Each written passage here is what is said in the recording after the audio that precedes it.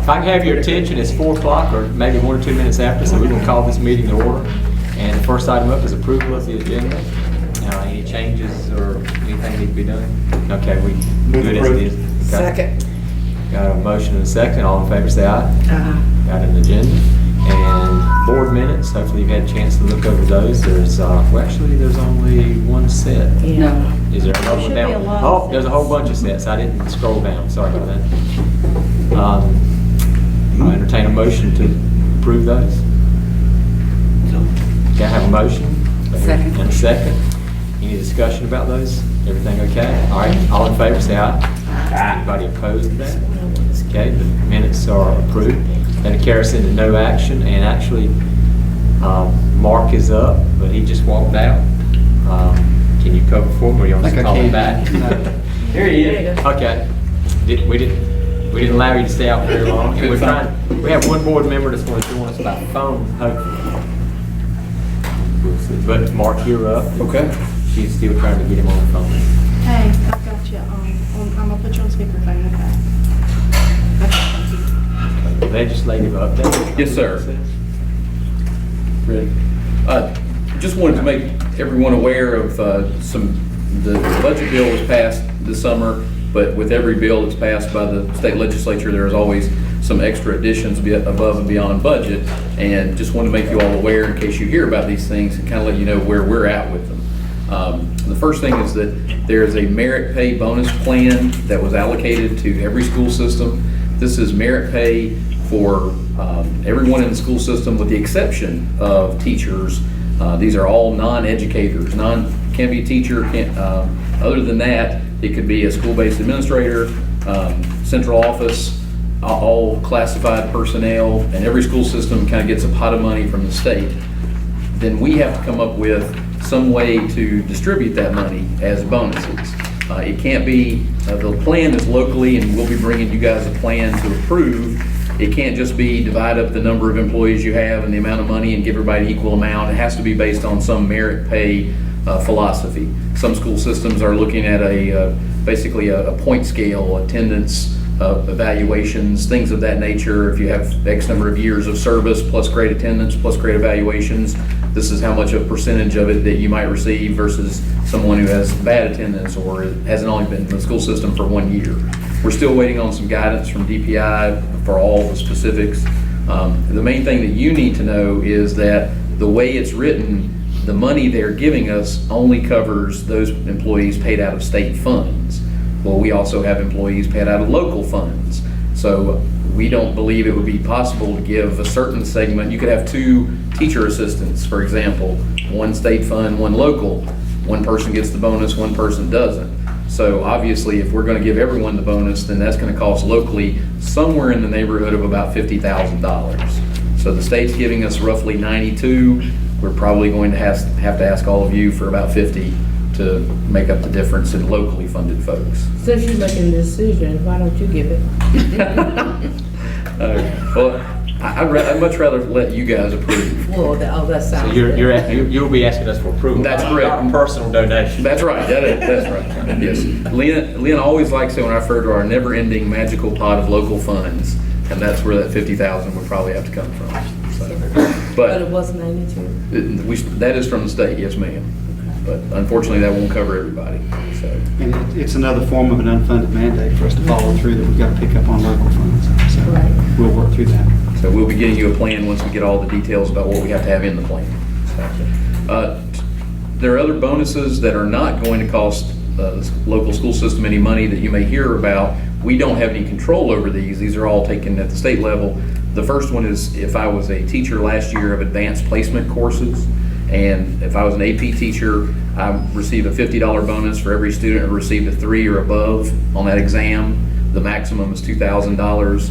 The payment's not until January, and I have to still be teaching advanced placement courses in the same system. So all of this came out after principals made moves, so it's entirely possible that last year I taught AP classes, and this year I'm not teaching AP classes, and if that's the case, then I wouldn't get the bonus, even if all my students got a grade 3 or 4 on the test. So, again, these things came out after decisions were made. the good news is the Department of Public Instruction is running the numbers. They're the ones who assign the bonuses, and it should be paid in January. If you have, there's also going to be a similar program for CTE teachers. Now this is actually starting, this is coming up actually. But if I'm a CTE teacher and I have, my students got certain certifications based on the courses, then there's a possibility for me to also get $50 per certification that the student earned. But again, I have to continue to be teaching CTE in the same system. So if I move school systems, I don't get the bonus. Or with CTE folks, it's probably not going to be an issue because licensure-wise, they're all teaching CTE again. So, but again, the state determines that. They pay that in January. What if you're still within the CTE department but not in the classroom? If you moved out, Like then if you're a director or something like that, but if you're not teaching, you're probably not going to get the money that you would have earned. that doesn't seem fair at all. So We brought that up, and DPI is looking at that for that very same If question. you haven't left that program, but you're just not in the classroom, It depends on how they code it. If you're coded as a teacher, you're coded as a director, or not a director, but like a career development coordinator. Right. You That- might not. You that's- might not. That's correct. So.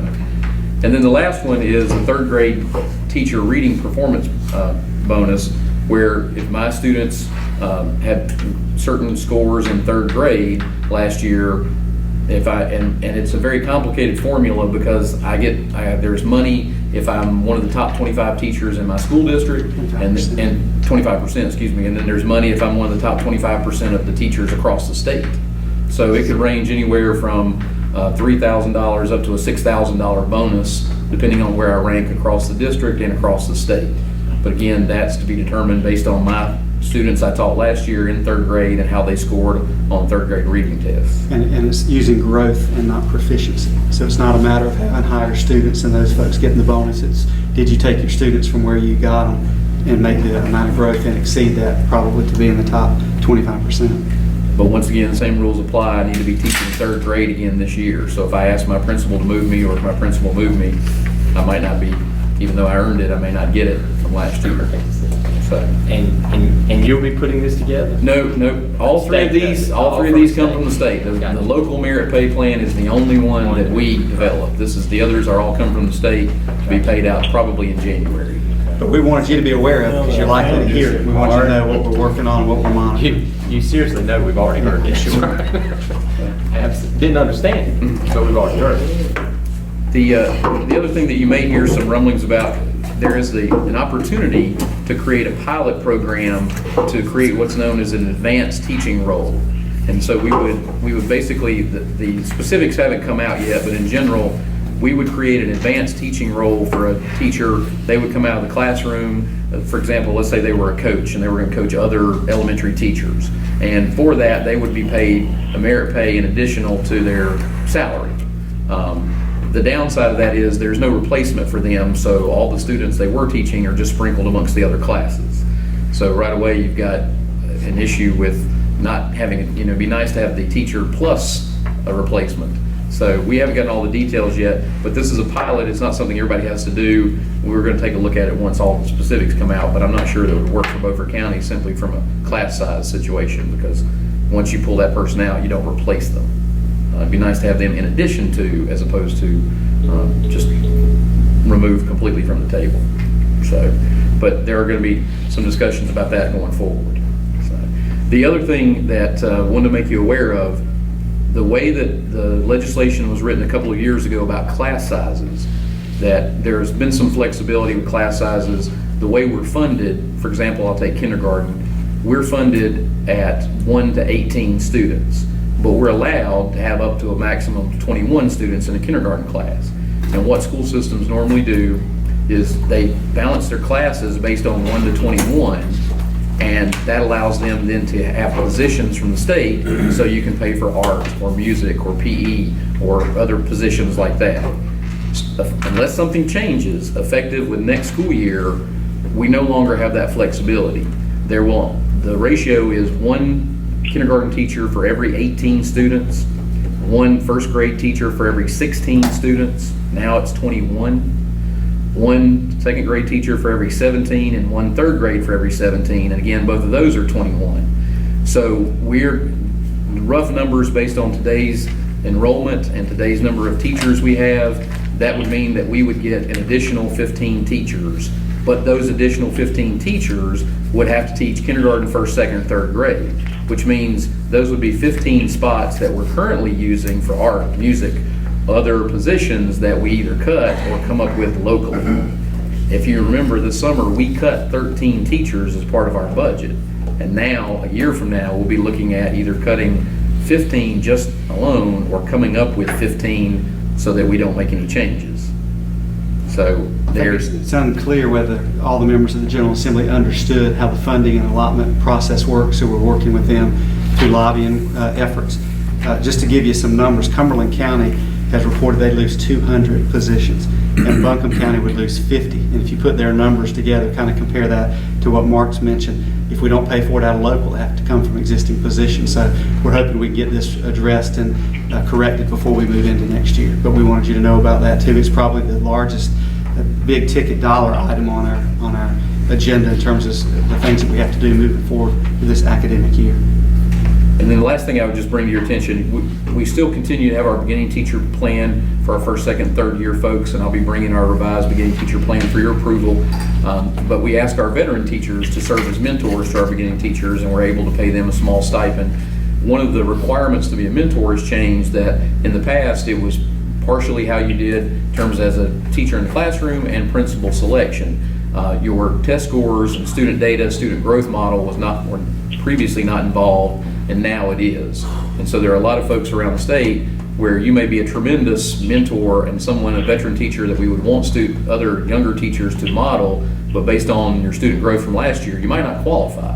So there are a lot of school systems wrestling with a smaller district like ours. Do you have enough mentors, people who are willing to give up the time? Because it takes a lot of time and effort to be a mentor for very low pay, if any pay. You're really more doing the goodness of your heart. And now the state has added an additional hurdle that, looking at your student growth, do you have the right amount numbers to be a mentor? So you may hear some of our mentors talking about that, and you'll certainly hear other school districts talking about it as you go forward. Nothing but good news, sir. Well, I was going to say, just, you really know how to start a meeting, huh? That's why I want to go first. So I got nothing to go but uphill for me. Is that it? Yes, sir. Any questions for Mark? I guess really by next year it's going to change. A lot of that's going to change. A lot of it's going to change anyway, so we just have to take it. Okay, that carries us to a budget update from Ms. Harrell, and I'll let you, there's 2 files attached, it looks like. There are, and Lisa's passing around some hard copies, because when I looked at it after I scanned it, it didn't turn out the very best in the world. Thank you. I tried to print that and it wouldn't allow me to do it the right way. And my eyesight has trouble with it, so I thought I'd print a hard copy. What you have in the very first handout on the top of the stack has to do with budget, and what you have is a copy of, it says budget prior year. That's actually for the year 14-15 to compare with our ending budget for the year 15-16. Then it shows year-to-date activity. That's what we actually expended in each category, and unencumbered balance is the amount that was remaining at the end of the year in each one of these categories. If you look at the bottom, it shows $328,000 under unencumbered balance. It shows $328,882.32. Now, let me tell you, that doesn't mean that you actually had that money left. What that means is that we expended that much less than what we had budgeted of fund balance. We had budgeted $1,085,000 approximately to use in fund balance. We used $328,000 less than that, so you will have used approximately $800,000 out of your fund balance last year. That's about the same thing you used the year before. And I will remind you, these numbers are unaudited. They're not 100% set in stone until after an auditor's finished. I'm hoping they're within about $25,000 of what they were, if we have any more accounts payable come in between now and the end of the year kind of thing. But that's where we should be. That will leave you with approximately a $1 million fund balance going forward. That's the balance that I think you would maybe want to try and maintain, if at all possible. If you have any questions about, I will tell you about a couple of things. You will see, if you look down the unencumbered balance list, there are a couple of lines in here, and of course, the way it works, they're under my categories. One is under 6610 Financial Services, and it shows a negative $52,000. And I left it that way rather than doing a transfer to cover it, because I didn't want to inflate the budget, because that $52,000 was for that software that we bought last year. That won't be an ongoing expense. It won't occur again, so I didn't want to inflate the budget, and I left it that way. The other one was audit services. This is $14,000, and I left that for the same reason. We spent an extra $12,000 and some dollars, and for extra audit that the local government commission made us do for the retirement system. And again, that means I didn't want to put that money in our budget because I didn't want to show it's being inflated, and that's why I left that one as a negative that way. But we shouldn't be asked to do an extra audit next year, should we? No, not next year. What the auditors are telling me, it's going to be an every 3-year thing. They are supposedly a random thing. Right. They pick people. I guess if it is totally random, in theory, we could be pulled. But they've told, the state treasurer's office has told the auditors to expect your clients to come up maybe once every 3 years. It's just difficult for the staff to try to figure a budget. Do we add an extra audit in there or not? It is. It's another one of those unfunded mandates. They say we do it, and we have to do it.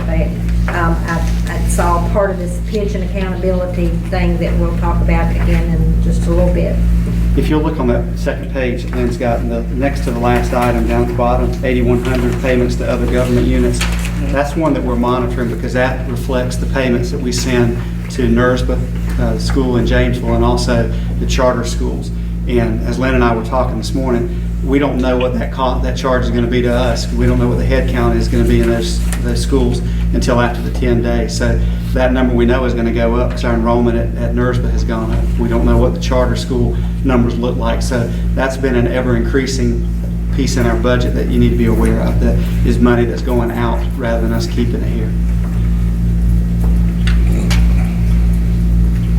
Yeah, and this was a report I'd asked Yes. Lynn for, because I hadn't had an update recently on that. My first question was going to be, when will we see this for 2016-17? Well, 'Cause we okay, need to get an adopted budget, and I hope to get, because what we're running on right now is the interim budget.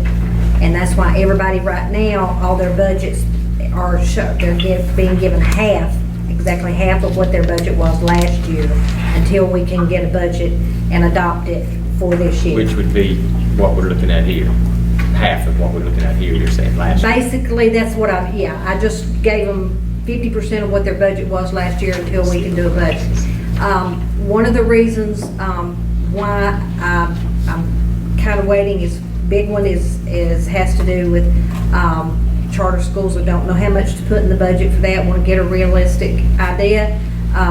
NERSBA's population went up about 20 children from us. On the state side, that cost us an additional $128,000 above what it did last year. It will also cost us 20 times, our per pupil local expenditure on the local side. We don't know how much Arapahoe or Montessori or anybody else is, and I can't really do the whole thing until I get everybody's count, because I have to know what all the population is in order to get a per pupil number. Some of the other things The state also, other than the regional school, they also hit us for a charter school reduction. Last year, that came in about the end of September. And it's obviously, if our charter school population grows, then that's going to be an increase. So I'm hoping, that we can, I would like to do it as soon as possible. No later, hopefully, than the second meeting in October to bring you a budget. Much later than that, you're running behind. So we want to get a budget adopted at that point. Okay, and when you say budget, let's talk just local here. You're talking Yes. about the different fund Well, here, because, we approved, as my understanding, our local budget that we approved was $14,567,000, which was $91,000 less than what the $14,658 we see here. Of course, we didn't get all that. Actually, the county did. Remember, they stepped in this year and took over the actual fund balance that we had to throw in, so we didn't have to put that in. They gave us $14,300,000, but then it was $266 on fines and forfeitures. So the budget that we win as a local is $14,567. So that's what we'll see, right? I mean, it won't change, will it? Whatever your total budget. That's what I'm saying, the total. Your total will. number Right, that's what I'm will, gonna say. But, okay, that is, but how it's configured depends on, it's All right. driven by how much money we have in state, because if the state funding drops, that means either we have to do something about things in local, or come back and talk about appropriating fund balance. What I'm saying is, when you go through this by the different funds, the bottom line right here is going to say $14,567,000, because that's what we approved. So that's what it's got to say unless it comes back to us. Am I not right? Well, you haven't formally adopted a budget as of yet. You approved what the county gave you. No, the county gave us $14,300,000. We approved $14,567,018 is what we approved. There it is, right. Isn't that right, though? That's right. That's what we approved. It was in one of, I went back and pulled it out in the meeting, and I'm saying, I know these categories change, because that's where I'm leading to. I need to answer to this question before I get to the next question. I understand the categories are going to change, but the bottom line cannot change. Okay. In order to formally adopt a budget, there's a different process. You have to be presented with a full budget. I understand the state part, Line but down, line out by, it's got to give you all the 5,000, 6,000, 7, Right. that kind. And it has to be presented and adopted that way. And whether or not it changes depends on whether or not you end up needing to appropriate any fund balance to cover all your expenses that you choose to put in the budget. And the reason why I'm saying that it may change, for example, your state transportation budget dropped by $208,000. oh, I understand we may have to, if the state changes, we may have to cover, just like Martin says, we have to cover certain things on teachers. I get that. Am I asking the wrong question here? If that starting budget will be this amount. It we has have to go be back this and make amount. And then adjustments it'll from go that. up or down from there depending on how these other But entities not come unless in it comes change. back to us. Right, but I mean, is that what you're saying? You will bring back to us, I know we approved this, however, because of A, B, and C, we're gonna have to adjust it to this because of, Okay, The difference in- my interpretation of what you approved is a budget that you sent to the county requesting their funding. I don't have a formally adopted budget. Not in the way that, the little booklet that you get every year, the little binder that you're presented with, that's the formal adoption of the budget. Okay, that's then, Matt, you've been around longer than I have. Am I asking the wrong question? Miss Harold, what? Maybe we're all confused here, but the county commissioners have approved this amount of money. Well, the county commissioners approved giving you the 14.3 something. Right. And the additional, That's it then right there, then there's an additional amount that we're budgeting for fines and forfeitures. Right, Okay. right, that's not included in this at this. Okay, what you have is last year and the year before. Right. You don't have anything for the current year. For the current I haven't year, given you right. current. Okay. But that's what you've adopted, right? Now, we didn't adopt what the county gave us. The county gave us $14,300,984.18. We're assuming $266,016 on fines and forfeitures. That came up to a budget of $14,567. We originally thought we were going to have to kick in $1,067,000 in that area of fund balance. But the way it worked out, Don, you'll remember this, the county covered that. So we didn't have to put any fund balance in our local expense. And then it came to us in a meeting back after the county approved theirs, and we approved $14,567,000 as our local budget moving forward. That's what we approved. We didn't approve it. We didn't approve what the county gave us. We approved what our budget was. Because in the past, we would take what the county gave us, add fund balance to it, and make a budget, and then approve that budget. Then Don, I mean, do you understand this any way different than what I'm asking? I don't know if that's a formal budget adoption. It may I'm not sure be the if it's- formal till we get through it, but Okay. I don't see how it can change without. But that's the amount we're gonna work with this year. That's right. That's it. Okay. We just got to get the finance department to get the, Right. in the right number. Yeah, and the reason I was asking Now, that. they will get that done, Yeah, I the know. reason I was asking that to get that number was, I was then going to see how the individual funds actually are tabulated. Because, for instance, I just got this late this afternoon, so I haven't had time to really compare through to it. But one thing caught my attention really quick. Board of Education, 6910. We had proposed a budget of 81,000 for previous year. I mean, I'm looking at the sheet here for 15-16. But on here, no, 89,292. But on here, it says a budget of 122,697. I was just curious, how does that change that much? Because it was a 12, this is a sheet that Don, you gave to us. And that was a 12.61% increase. It was a $68,000 budget the year before. We moved it to 89 because we included 10,000 as an additional for the strategic plan that we done this year. So that's why we took the increase. But on the sheet that I just received this afternoon, it shows a total budget of 122,000. Now, I mean, I'm just curious. I mean, I'm just asking because I don't understand. And so I'm just trying to figure how does these things change that much so that I do understand. And I'm sure it's a simple explanation. I just don't know what it is. It's additional expenditures from last year. I can send you a transaction report from last year that gives you a breakdown of what was expended. Well, I guess we can just go with until I see the 16, 17. Can't really ask all the right questions anyway. But as soon as we get that, then we'll go forward. But Is it possible, Ms. Harold, that something was coded as a Board of Education expense when maybe it belonged in another category? Or it was an expense that we didn't take into consideration when we adopted that budget? Because if that's the case, then we have once again adopted the wrong amount. If we adopt, we're going to be over again. Does that make sense? Either one of those things could be.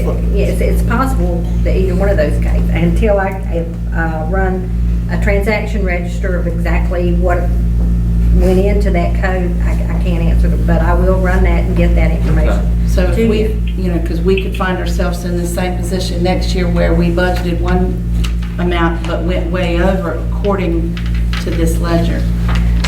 It wasn't too many years ago, the Board of Education line item included several other things. Right. included That was together, my and I was just point. like, Yeah, That probably. was my true point, figure Mr. wasn't Hodges. Probably. That's what we want, the truth.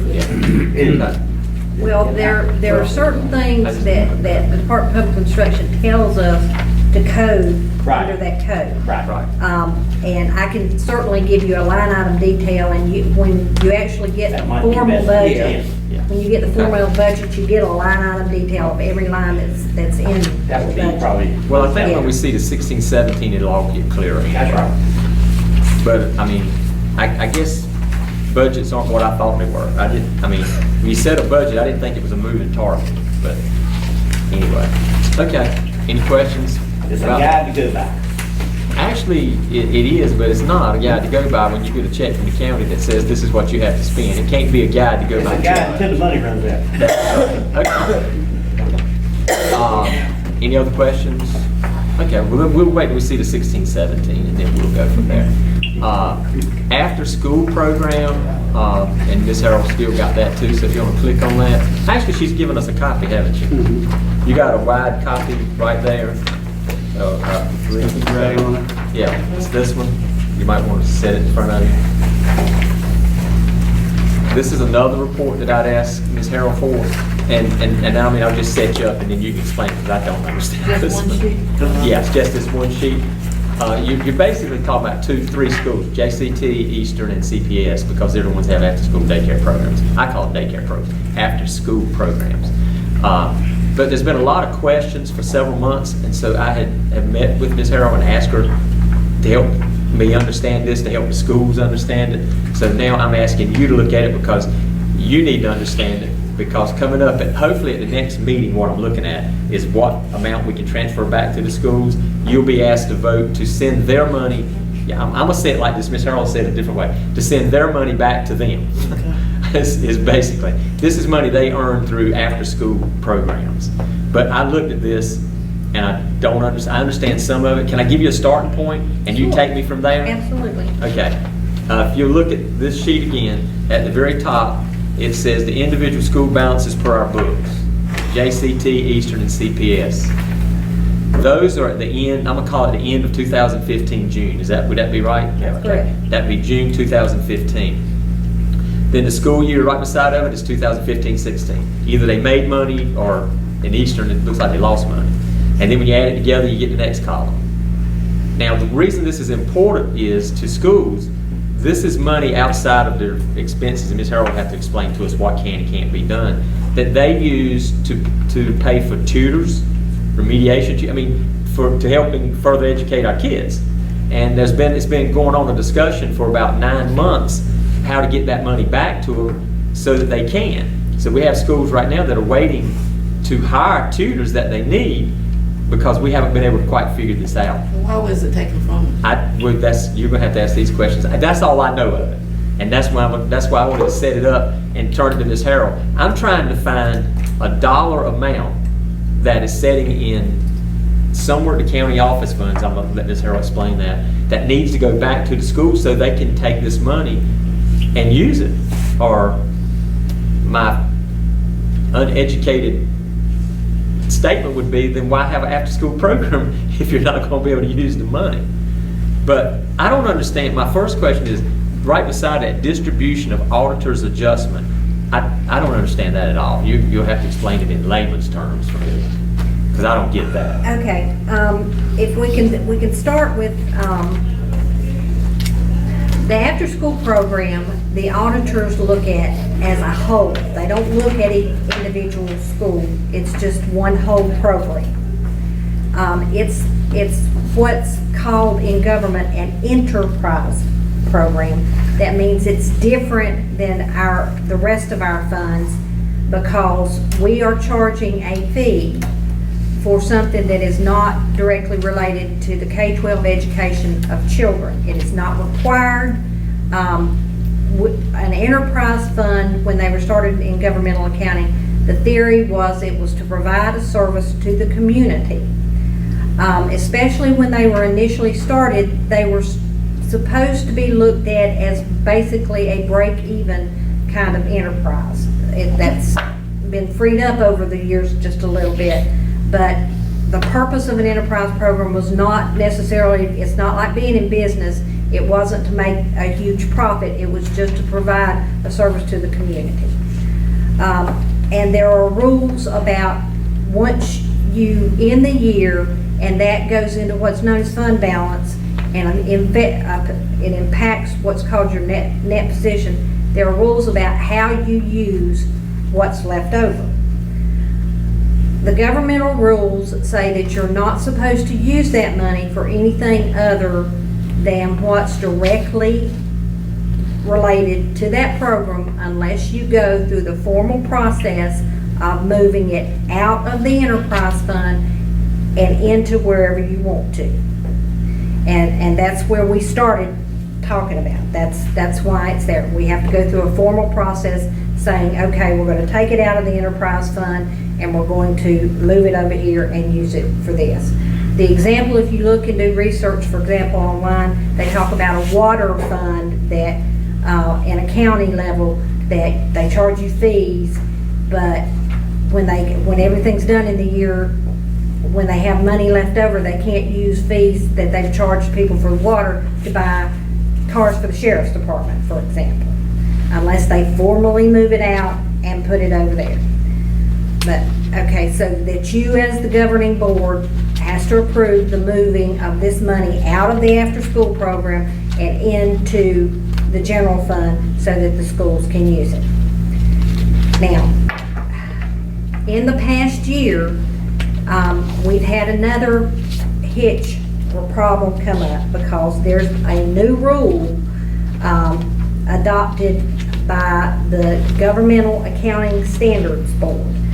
Those are the folks that govern accounting for anybody who's in government. They're known as GASB. In your packet, and I'm sure nobody other than an accountant, but I put it in there, is a description of this new rule. And what it's there for is covering pensions.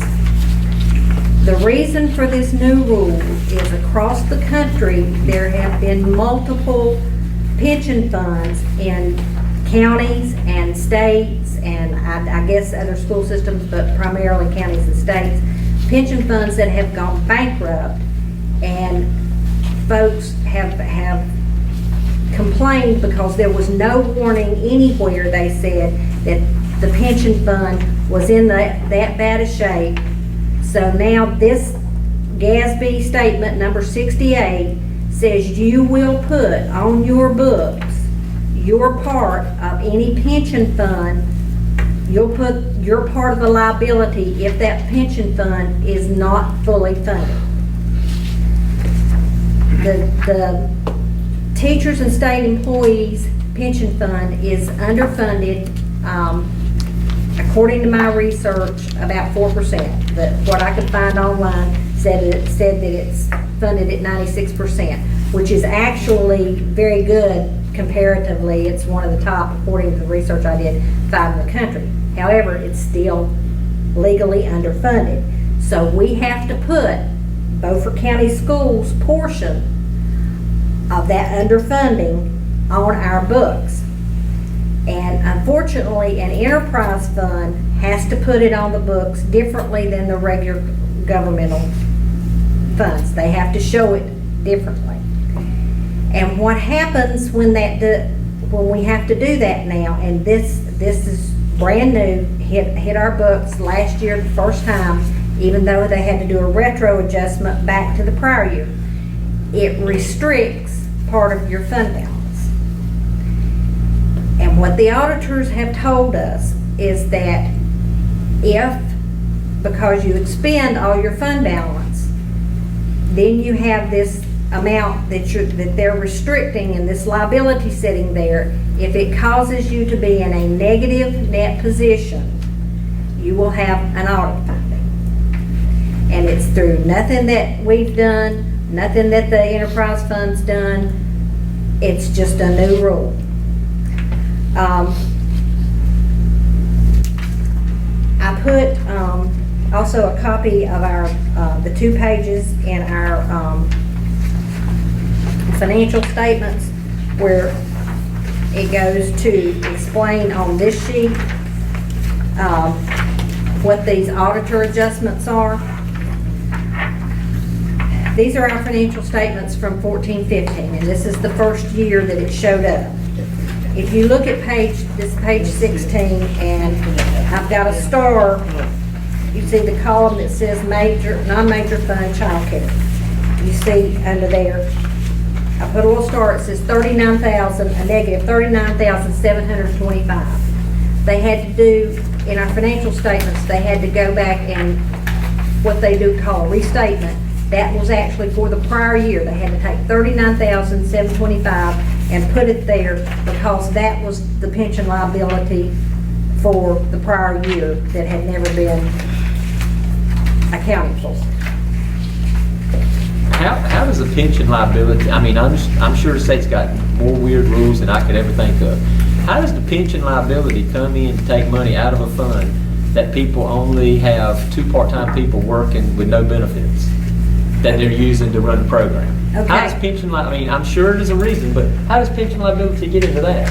Okay, the way that the auditors explained it to us, Dr. Phipps wanted to call them again, so we talked to them, and the state treasurer's office send our auditors the total dollar amount that belongs to Beaufort County Schools for their part of the pension liability for the state. Our part for 2013-14 was $12 million and some dollars for Beaufort County Schools. The auditors don't come up with that number. Right. The state treasurer's office sends it to them. Is that just the 4%? That's, in theory, that would be our part of that 4%. Which the dollar amount comes up to $12.7 million. Right. But the state covers that, the auditor said. Right. This dollar amount that they've got is actually 0.3% of that 12.7. But it's still, my mind, I can't wrap around that a little after-school program would be responsible for almost $40,000. Right, that's what I'm understanding. I hear the pension liability, I knew it was 12.7 million, and The way they distributed it. I can't believe that out of $87,000, I'm gonna just use CPS, $87,000, they made an adjustment of $43,000. Well, that's for all the after school. Well, I've 43 for distributed- them, 11 for Right. Eastern, 9,800 for JCT. That's 64,000 total. Right. Yeah. Okay, the 64,000, that also includes something called compensated balances that we'll talk a little bit about. But just the pension liability, the auditors took that 12.7 million and distributed it based on retirement contributions of each individual fund. So the enterprise program for the after school was 0.3% of our total Beaufort County Schools' total contributions to the retirement system for that year. Who came up with that? Did you decide it was 3% or No, how was that determined? but I looked at it when they told me. They took the total contributions that we sent in to the retirement system, and they took the after-school programs percentage, and they came up with 0.3%, and I went back and ran it, and I came out with 0.2976666, something like that. So it was 0.3%. All That right. So the money goes in there. Let me just ask some simple questions so we can move on. How did this money ever get into the enterprise fund? We've done this and I know some rules changed along the way, but we've done this for years and never took, we have state money, federal money, local fund money. This is money where they keep somebody's kids and you pay them and the schools do it right out there, at the school. They're working for the money. How did that money get taken? In the past, they've always managed their own funds, and I'm sure something changed, but when did it change and why did it change that the money was ever taken from the schools and put into our enterprise funds to where it then became part of this mess, is what this is? How did that ever happen? I can't answer when, as I went back when I was trying to make sure all your balances to break it out and make sure it reconciled. I went back for 10 years. But you don't have a choice. You can't run an after-school program and not have it be an enterprise fund, because Beaufort County Schools in and of itself cannot charge fees unless it has to, if you operate that way, it has to be in an enterprise fund. There are certain rules that say you can do this in this kind of governmental entity and you can't. It's the same thing for child nutrition. We sell a product in child nutrition and collect money for it, and that's also an enterprise fund. A public school system by itself can't charge fees for children to go to school, and we're charging a fee for them to come after school, and it's not considered part of the regular K-12 education, so it has to be set up as an enterprise fund. It can't be part of your regular school's governmental. So they can work and get the money, it goes to the enterprise fund, but then they can't have it. to use, can't get it back to them. You can, if you go through the process of moving it out and putting it back in the general fund, if they choose to use it in the after-school program, they don't have to, all they have to do is appropriate fund balance. If it's used within the context But of if the they put it to after-school the general program. fund, then they can pay for these tutors with it. Yeah, also, if they Well, move it to then the that's what general they're gonna fund. wanna do. Right. Because they're not taking, the CPS here, they're not gonna take that much money and not use it to purchase tutors, which is what they've always done. Because that's what's helping move the kids' education along, which is basically why we're here. And what we're asking them to do that we've not done before is to move the money from that into the general fund, which is a budget amendment, which is what we're talking about you Right. seeing. The concern that we've got that just jumps out on the paper is that what they've got to actually transfer is less than what you would think Right. because of the stuff that comes out. Well, at the bottom line is a different number than at the top. The bottom says we can transfer Well- up to 104,000. Now, the bottom, and that's my fault because I didn't make it clear. I wanted to, originally when we started talking about this, before this pension liability came up, and when we very first started talking about this pension liability wasn't on the books. It was before the auditors came and after they were done, and they sent us these adjustments, and we knew that this was gonna happen. But we talked about holding back 20%, and if that's what you determined to do and held back 20% and gave them everything but the 20% and did not distribute this pension liability, and the other thing that restricts your net position is compensated absences that they put on the books, which is how much we owe people for vacation. And they're part-time, so we owe them nothing. No, that's what I'm saying. I don't understand how they even get into the picture. I really don't. If they are split, That's ridiculous. if they work that job as well, if they're over 20 hours or 20 hours a week, they accrue vacation on a pro rata basis. So there is a pension, there's both pension liability and a compensated absences. And if it wasn't for the new pension liability, this part of it wouldn't be an issue because there's not enough there to put you in the position of having a deficit net position. So, Whether you choose to allocate the amount of the adjustments that the auditors made for pension liability and compensated absences, or whether you use that, the 20% withheld, that's up to you. well, on the bottom here, it says that the local government commission says they don't think it'll cause an audit fine. They don't think so, but they don't know for 100% for sure. The auditors believe that it will. They have the statutory requirements. The other issue is how DPI views it, which I haven't gotten anybody to call me back about that yet. Okay, so the way I look at this, if I go back up here to the top, I am trying to move it on, but this is important. I've been following this. There's emails on this back to November of last year. January the 28th is another series of emails where these schools are still trying to find out about their money. Now I'm into September.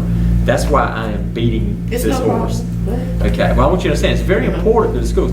Well, if you look at this, let's just, once again, I'm going to use CPS because it's got the biggest fund. You could have used any of them. But at the top, you say they have a profit of $15,000 last year. Well, based on this audit's adjustment of like half the money, they wouldn't have gotten $7,500 out of that, right? Well, they're only going to get, it says 43,000 out of 87, but 72 of that was brought forward from previous years. Just forget all that. Look at 1 year. Last year was 15,000. They would have lost half of that, 7,500, based on those numbers. I can tell you what's getting ready to happen. Well, if anybody's got any sense about them at all, we're getting ready to not have any after-school programs, because why is anybody going to run these programs for no money at all? I mean, it's a wonderful service, but come on. That was my You know, next we've question. got plenty of things to do other than just continue to do this. We And don't especially know. when I look at Eastern, and I know you don't know the answer to this, but board, why is Eastern losing money? Are we supplementing them? Are we supplementing that program? Not at this point. I did run, there in your packet, there is, straight off the computer, it shows the revenues and the expenses for last year. It says revenue expenses after school. And it's by school. You've got a little 240 up there at the top that for some reason wasn't coded to a school. But otherwise, you've got numbers where it says total for location 302, that's Eastern. And I understand this report's a little bit confusing because it's backwards from what you would think it was. If there's a positive number here, that's a loss. If there's a negative number, that's profit. And the reason, because it's an accounting and revenue is a credit. But it shows that Eastern lost $634. Chocowinity Primary made $15,149.95, and John Cotton Taylor made $1,015.75 for last year. And it shows exactly what their revenues are and what their expenses were for last year per line. Can I make a suggestion, just to get the board out of the middle of some of this? Because, I mean, the emails have just been flying back and forth, I know, trying to set up meetings and do things. Can I request that Ms. Harrell and yourself meet with Bubs Carson, Melissa Dana, and Alicia Vosberg within the next week and explain to them how much of their money they can get back, whatever number it is, and you bring it to us at the next meeting? Because I can't speak for board members, but I'd be very concerned if any board member here voted against giving them their money back. But, and come up with what that figure is, because I'm not going to be the one that calls the school and tells them we took half your money. But I think y'all got to explain this to them, but the main thing is, you've got to explain it to them. I mean, they're coming to me because they're not getting answers from here. So somebody needs to sit down. So do you think within the next week, a face-to-face meeting can happen? Sure. Would that be okay? My own question is Yes, we will. yeah. I mean, I don't understand why we can't do that. We will. Okay, let's just do. But I want to be clear too, we're not taking money. I understand And that. it's not coming out. It's this, what we're having to do here that's brand new is at the I end understand. of 2015 or whatever it was, Lynn. But I would like the principals, and because I know they're asking questions, I'd like the principals and you guys to sit down and come to terms with what the figure is. Then they can bring that back to us, and we'll handle it. We'll move on to the next issue. Is it just the transparency is what we're looking for? That's all. Yeah, they're just wanting answers, and I looked at this and I can't give them answers because I have no idea. Like Don said, I can't figure in my mind why half the money would come from one of these Well, funds. the other part we've not talked about is this is going to impact child nutrition too, and it's going to be much greater in child nutrition. Oh, absolutely. Okay, so we'll have a meeting before our next meeting, and then we'll get a report back on what we need to transfer. Thank you. That's all I need to say about that. Thank you, Ms. Harold. Even though I didn't understand half these reports, thank you anyway. Athletic budget discussion. That's new. So I'm gonna run through this very, very quick. The reason I wanted to bring this up, it was just to jog some conversation. Ms. Harold also printed out that budget because I was hearing about from schools. And what's the code for Northside? I know 342 is that the school number? Is that yeah. correct? No, 342 is Washington, I was told. Oh, I'm sorry. 339 is Southside, 339. Northside. Yeah. Northside 330. 330, okay. 330. No, she may have printed it, but if not, I'm not going to take a big discussion on it. I didn't print the Okay, I can run right through I it. apologize for everybody. Okay. I just wanted us to be thinking about it so we can talk about it at the next meeting. But under the athletic budgets, the one is like for contracted services where they pay for the officials and security and things like that. For Southside, they got a $7,601 budget, and Washington had $8,635. I haven't even looked up Northside because it's not an issue. Washington High School. What, just so we can start talking about it for the future. Is that for that half? Well, actually, I have two questions here. She printed me, Ms. Harrell printed me the file, but the file that I have is for last year. I don't have one, well, it's for 2015-16. So I'd like to see what the budget, but I guess I'm here that we don't know what the budget is for next year. They've been allotted to The work same with thing? half of what they had. Right, I last understand they get it 2 payments. So 7,600, you get 3,500 now and 3,500 later. more or less. As soon as Right. there's a formal, Okay. then we will give them the rest of it. Because the question has already come to me, and with the Washington swim team, that's where it starts coming up, because obviously we're committed to them. But with the city raising the fee from 1,800 to 7,500, they have 8,600 for their entire school. How many sports do they have? 30 over there, probably 20 something, or 30 sports. How are we going to pay where are we gonna get the $7,500 to pay for the Washington swim team? I guess that's gonna be the question, because the question has come to me, if we're going to amend their budget to cover that much of an increase, north side and south side's gonna come with their offering plate in their hand too, wanting some increase for their funds as well. Because these are funds, and this is nothing with Ms. Harrell, I'm just thinking you because you're the one printing it down. But when I first got on the board, these funds that are $7,600 or $14,000, we've already cut them that much. How's Washington gonna survive with an $8,600 budget? I guess, Don, is what I'm saying, when we got to pay $7,500 just for the swim team. I mean, you may not have the answer, but I just wanted to, that's what I'm gonna throw out there. We need to start talking about how we're gonna do that. But, never mind. No, don't say No, that. I mean, no, because I it's might okay. be off course and wrong. No, I just need to know. No, I'm good. I'll talk about it later. Thank you. Okay, that's fine. And I think we've got to look at the funding source for that, and if it's coming out of that line item, we're gonna have to bump it up to cover that Well, I cost. can tell you, it's got to come out of that, because the only other one on there is, the only other one that's more than a couple $100 is coaches' salaries. So that's it. So, okay. There you go. Just remember, I just want the board to remember, that's going to come back up for discussion soon. Capital update, Stan, you're up.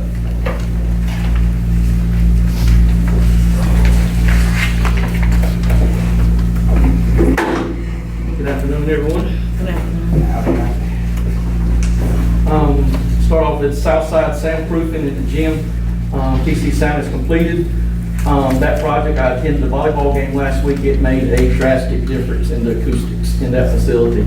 The project was done by PC Sound of Washington, the amount of $27,988.47, and we had a budget of $27,998.09. You did good. Coming in close. 72 cents. No, I haven't been. I've been down. I haven't been in the gym. Northside High School, agriculture, classroom HVAC system has been installed by Advanced Air Solutions. Plant operation is completed, installation of the electrical service, and the unit is up and running. The cost of this was $4,277.91, and this was funded from the non-BART HVA balance. So there's $9,838.42 in that fund. Washington High School paving project at a main entrance in the Circle Drive has been completed by S.T. Wooten of Greenville. Cost of this project was $20,000 even, and we had a budget of $25,000. We received the BART units that have been on extended order. They came in on Tuesday, 9/6/16.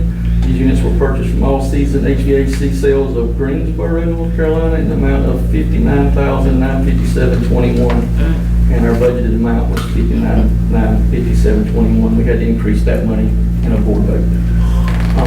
These units will be replaced with plant operations HVAC staff. Is there any questions about that? Project in progress is Eastman Elementary Pod 1 through 3 enclosure. All the concrete and aluminum storefront and the doors have been installed. The windows and the handrails have about a 2 more week lead on these items. The HVAC units have been installed, and they have completed the rough end of the electrical, and they plan to do the switch over of the electrical this coming weekend. They have started on site cleanup and leveling of the disturbed areas. They plan to seed these areas and put the new pine straw back in place. This project is ahead of schedule. Stocks and Tow have been very great to work with. They've been able to work around our very busy school schedule, and at this point, they are about 20 days ahead of the construction schedule that was handed out when the project started. So they made great work on that project. And this is a special note: over this summer, Beaufort County Schools used community service workers. Over the summer, they have custodial staff. We currently have had 169.4 hours served. They stripped floors, moved furniture, scraped loose paint, painted, cleaned windows, swept parking lots, and picked up trash. We were able to use these community service workers at CPS, CMS, JCT, and Washington High School, and here at the Ed Tech Center. I left that one off, I'm sorry. Any questions? They did is that who did the painting at the Ed Tech Center? No, ma'am, they did the scraping of some of the exterior. We actually hired Purpose of God Annex. 3 guys came and actually did the painting of classroom 107, I think was the last classroom on the right and the front. Was done by And the that Purpose of front. God. It really looks nice. Yes, thank you. Really do. Made a big difference. We need to do some work at John Cotton Taylor next. Any questions? Yep. Good. Okay, we'll move on to the next I item, have which is, agendas. I'll put what one's up. that's you too. And What- I'm sure these gentlemen back here will be glad we finally would get this. Contract. So we do a landscape. Yeah, let's move into action and do landscaping and the uniform Sir, contract. you're on, buddy. Landscaping contract. We had 4 landscaping contractors that submitted a bid, and the landscaping long maintenance contract bid was number 56 on 8/29. The low bidder was Hazelton Landscaping of Washington in the amount of $173,956. However, they did not meet the required qualifications. Hazelton Landscaping does not have a North Carolina landscaping license at this point. They have applied for the license but have not completed the exam to obtain the license. This is required by North Carolina state law, and I have attached below in the email a copy of the North Carolina state law. This law was adopted August the 1st of 2014 by North Carolina General Assembly. And I've also attached the bid tabulation to make it easier for y'all to look through the bid openings and actually look at the bids and what was submitted. Therefore, it is my recommendation that Beaufort County Schools enter the contract with Landscaping Unlimited of Washington, which was the next highest bidder in the amount of $224,988.44 per year, starting January 1st of 2017 through December the 31st of 2019. Okay. Any questions? No, any questions for Stan on Just that? because that gentleman did not have a license, it's gonna cost us roughly about $50,000 more for the same work, right? Yes, sir. Okay. No, not for the same work, No, Well, the it's same just a work is second. proposed to be bid. yes. Proposed to be bid. Okay, that's all. I just need to know. Got it clear. And the state law says that no person shall engage in participating in landscape construction or contracting using designation landscape contractor, or advise using the title or description and applies licensure as a landscape contractor unless the person is licensed as a landscape contractor by North Carolina Landscape Contractor Licensing Board. That's just a contract, I mean, that's just a law anyway, over $30,000, you have to The have. $30,000, you have to have the contractor Right. To license. bid, correct? Yes. Mr. Chairman, with that being said, the law, we got to go with what the law says, so I take the recommendation of Mr. Hudson to move forward. Okay, let's vote on these separate from the uniforms. Yes, sir. Was any other questions for Stan about that? Did you understand what he was saying? There was a low bidder, but they didn't qualify, so we have to move to the next person. Okay, and I believe Mac just made a motion to go with that. Did I hear a second? Second. So we have a motion and a second to go with Landscaping Unlimited through, you say 2019? Yes, sir. A 2-year What was contract. that figure? It's 17 through 19, there's 17, 18, that's a 3-year contract. Yes, $224,998.44 per year, but it's a 3-year contract. So we have a motion and a second. Does any other questions? All in favor, say aye. Aye. Any opposed?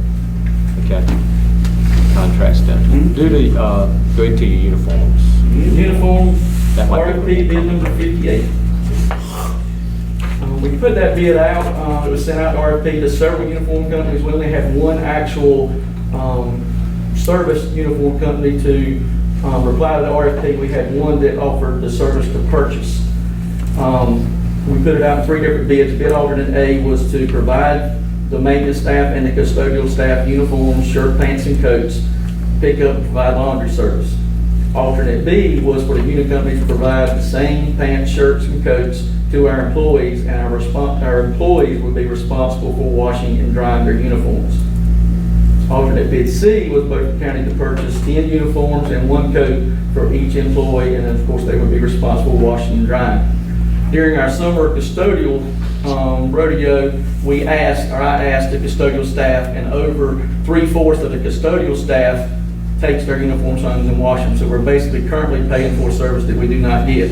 Half of my staff take them home and you do not get them back. They said they were getting pig farmers' uniforms and different people's uniforms, and not to say they wouldn't clean, but there's a big thing. So there's a lot of controversy in that.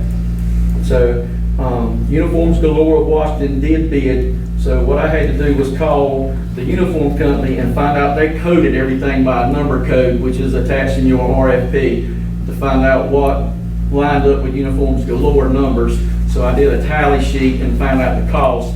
And actually to go with uniforms galore on the same count, 520 uniforms of a standard uniform and 20 uniforms of a dielectric, which is required for our electricians.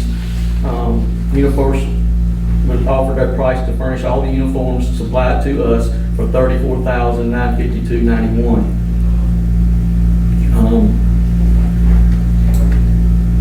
This way, a savings will be granted to Beaufort County Schools if y'all agree to fund this. We'll save $9,971.97 in the second year, and if our uniforms run into the third year, we could save as much as additional $22,000.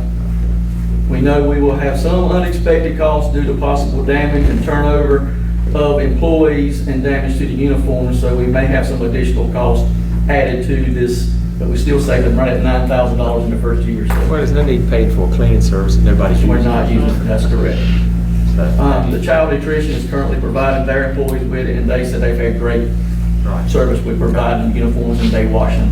So your recommendation is alternate bid C, we buy the uniforms, they last as long as they last, and we definitely will save money over paying for cleaning that we And if don't we use. find out it's a flub, then this third year, we'll go back and enter a contract or send out a RFP.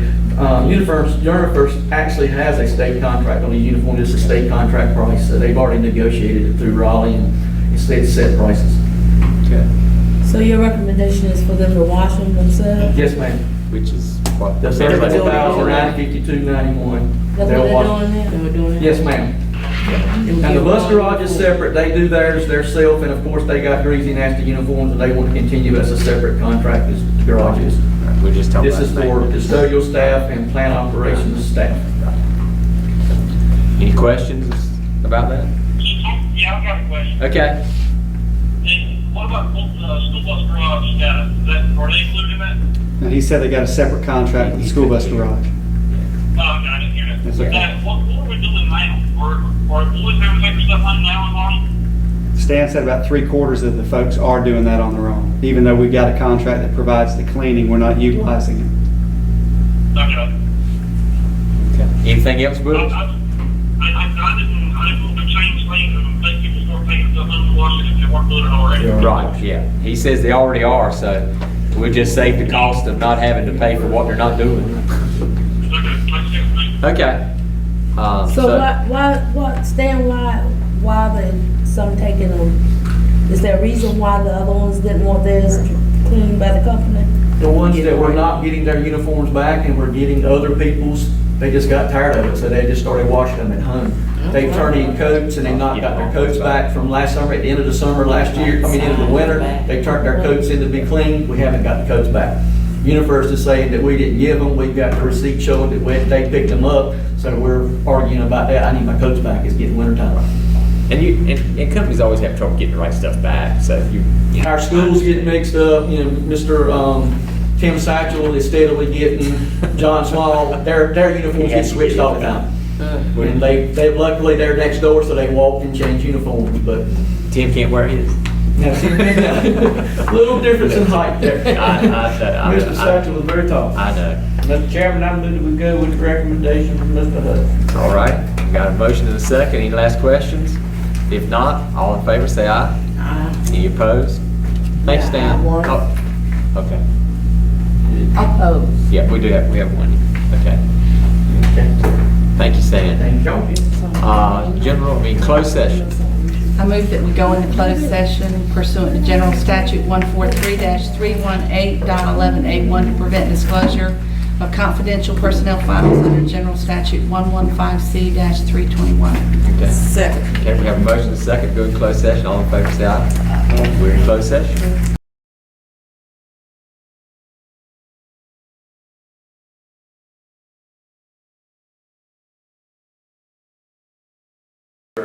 Back in open session, and the first item up is to approve personnel agenda that was just discussed. So move, Mr. Chair. Second. Got a motion and a second. Any last comments? If not, all in favor say aye. Aye. Anybody opposed to that? Okay, we have the personnel agenda approved. Calendar, any calendar updates, Don? So September the 20th is a regular board meeting at 5:30. And at that night, we'll ask you to look at some dates in October for the school improvement plan presentations. But the upcoming date will be on the 20th. for the board meeting, the regular board meeting. So we're good. September 20th? Yes, sir. Has that been changed from something else? No. It's not on board night, 5:30. Okay. Okay. Any board member updates? No. Nothing, Ms. Booth? Okay. Quiet week for Ms. Booth. We did have a nice meeting last night in Weldon. Yeah, how did that go, the great. district meeting? Did we have a big turnout? Had a very good, Nice. very good dinner. Oh, okay. Well, that always helps the meeting when you have a good dinner. Had some new faces there. And Pitt County will sponsor it next year, so it'll be a lot closer. Okay. Oh, good. I'll make that one. Okay. Superintendent updates? Yeah, a couple things. We, as you know, we started school. We've had a good start to school. We're going to share enrollment data with the board, and the public will know after the first 10 days of school, so we'll have all that out. School accountability data information came out last week with the grading scales A through F, and we've got schools that we want to celebrate with early college received an A, and Bath and Chocowinity primary had a B. We had some other schools that didn't do as well, and we're working on that. I'm going to ask the principals of the low performing schools, we've got 4 of those, to come in and just talk with you a little bit about where they're at and what their goals are moving forward. There's a growth standard that we have to target. We had several schools that met growth: Bath, Chocowinity Primary, John Small Northeast, and Snowden. And we had a couple that exceeded. We had early college, John Cotton Taylor and P.S. Jones, actually went above and beyond, which was always great. But there's so much that goes on in a school, as you all know, and just capturing test scores and stuff like that gives you a piece of information, but there's so much more. We want to share a lot of that data with you as we go between now and Christmas, and we'll be coming back with the curriculum part of the meeting to share some more information with you. And finally, we're doing our advanced ed work, which the accreditation piece is going on. We're going to start giving you a monthly update beginning with our next meeting in September of where we're at, what our time frames are, what kind of meetings we've had, and what we've got on the agenda for the next 30 days with respect to accreditation, just so you'll know what's going on. Okay. Any last words? If not, I'll make a motion with adjourn. got a motion and a second. All in favor, say aye. Aye. We're out.